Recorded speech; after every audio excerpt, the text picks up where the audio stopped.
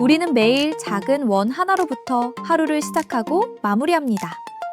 지퍼도 아니고 벨크로도 아닌 옷을 여미는 오래된 방식의 이 작은 단추. 너무 익숙해서 존재조차 의식하지 않는 이 사물에는 생각보다 훨씬 오래되고 깊은 이야기가 담겨 있습니다. 루나스토리의 흥미로운 사물 이야기. 오늘의 이야기는 바로 단추입니다. 아침마다 셔츠 단추를 하나씩 잠그고 브라우스 앞을 채우고 코트를 입으며 문을 나서는 순간 당연하게 여기는 이 동작 뒤엔 수천 년간 이어진 문화와 기술, 상징의 흐름이 숨어 있습니다. 대부분은 단추를 옷을 여미는 도구라고 생각합니다. 하지만 알고 계셨나요?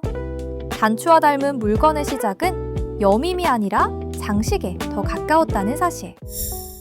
고대 인도의 모헨조다로와 하라파 유적에서는 조개, 돌, 구리로 만든 작은 원형 장식물이 출토됩니다. 이것들은 오늘날 단추와 닮은 형태지만 옷을 잠그기 위한 장치라기보다 끈에 꿰어 몸이나 옷에 달아 장식하는 용도였습니다. 학자들은 이 유물들을 단추와 닮은 형태를 가진 가장 이른 시기에 장식용 원형 물건으로 봅니다. 비슷한 예는 고대 로마에서도 확인됩니다. 로마인들은 망토나 옷을 고정하기 위해 피불라라 불리는 원형 브로치를 사용했습니다. 금속으로 만든 이 장식용 고정구는 착용자의 부와 신분을 드러내는 역할을 했습니다. 즉, 단추와 닮은 물건들은 처음부터 옷을 잠그는 장치라기보다 몸을 꾸미고 옷을 고정하는 장식물로 먼저 사용되었습니다. 단추는 여밈이라는 공식의 시작은 중세 유럽 13에서 14세기 독일과 프랑스입니다. 금속 가공과 재봉 기술이 발전하면서 단추는 작은 원판에 구멍을 내고 실로 천에 꿰어 고정해 쉽게 잠그고 풀 수 있는 장치가 됩니다. 이때부터 단추는 패션과 실용, 상징을 모두 갖춘 물건이 되었죠. 남자 옷은 오른쪽, 여자 옷은 왼쪽에 단추를 다는 규칙도 이 시기 전후로 관습화됩니다. 귀족 녀석은 하녀가 입혀주는데 편리하도록 왼쪽에, 기사는 오른손으로 무기를 드는데 방해되지 않게 오른쪽에 단추를 달았다는 설명이 전해집니다. 중세 이후에도 단추는 대부분 손으로 하나씩 만들어졌습니다. 금속, 뼈, 나무, 조개 껍데기 같은 재료를 깎고 다듬고 구멍을 뚫는 방식이었습니다.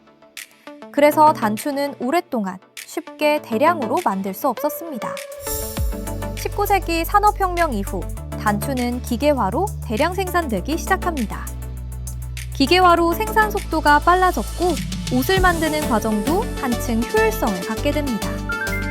20세기에 들어 플라스틱 단추가 등장하면서 단추의 대량 생산은 더욱 가속화되었습니다.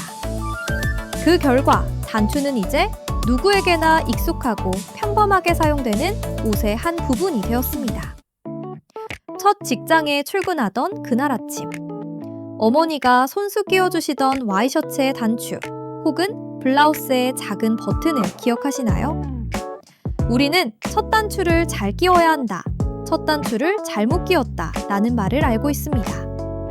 처음이 어긋나면 끝까지 단정해질 수 없기 때문이죠. 어쩌면 그 말은 옷이 아니라 우리의 수많은 선택의 시작이 얼마나 중요한지를 이야기하는 말일지도 모릅니다. 우리는 매일 하루를 시작할 때마다 그렇게 첫 단추를 끼우고 하루가 끝나면 다시 그 첫 단추를 풀며 하루를 마무리합니다. 말없이 우리의 시작과 끝을 함께해온 이 작은 단추는 여러분에게 어떤 의미와 기억인가요? 여러분의 소중한 이야기를 댓글로 함께 나눠주세요. 감사합니다. 지금까지 루나스토리였습니다. I can't